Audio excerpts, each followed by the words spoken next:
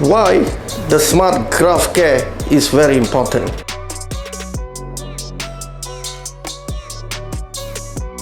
Proper graft care after the smart FUE procedure from day 1 to day 7 is very crucial. Once the graft is planted, it takes about 48 to 72 hours to get or establish its own blood circulation to survive.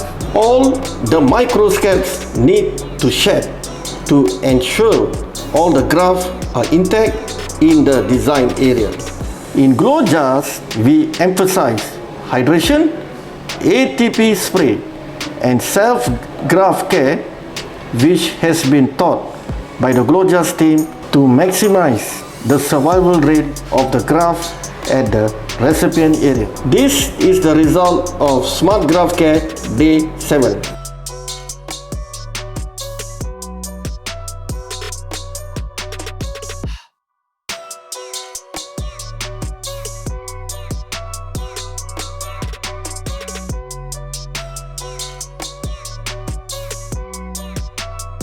It's nice to see my hairline back after so long, so I would like to say a big thank you to GLOJAS and the team.